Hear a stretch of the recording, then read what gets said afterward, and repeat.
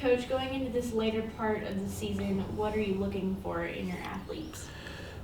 To not settle on the success that we've had up to this point, or the improvement that we had up to this point, to continue to strive towards being even better than what they are right now. And we're at a point of the season where it's going to be important that we continue to improve on our performances that we've done up to this point. Lots of PRs from the last two meets coming from both the men and the women. Are you satisfied with their performances so far? I think satisfied is probably too strong of a word. I'm pleased with where we are at this point of the season, but I'm not satisfied because, one, we haven't done anything yet. We still have several people that we need to get qualified into the postseason, and we still have some very tall tasks that we have to go and compete at, with the SEC meet coming up in, I think, 25 days, and first round of nationals is coming up 2 weeks after that. So not satisfied, but we're in a good spot. We just got to stay focused. So with the SEC championships coming up, what are your athletes focusing on right now?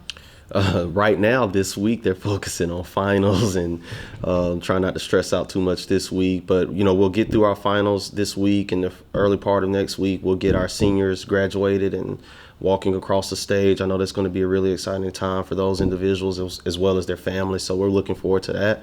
So I'm sure that's where a lot of the focuses are going this week.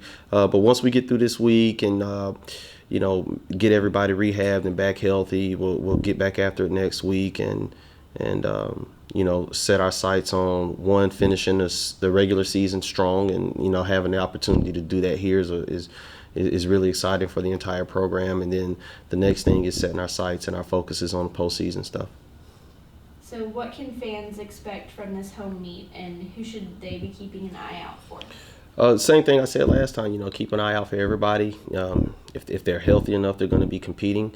The fans, what they can expect to see is one of the best track and field programs in the country. We've been I'm not a person that cares a lot about the rankings, but we've shown that, or at least in my opinion, we're one of the better track and field programs in the country, and it's right here in Starkville. And so the fans will have the opportunity to see one of the best teams in track and field in the country. They'll be able to see them right here in Starkville next Friday and Saturday. What has been different from years past in this current program? I think one thing that we've really been stressing recently is just dedication to the process, and not get so caught up on what we want our end result to be. I think a lot of times with people, they set a goal and they focus only on that goal.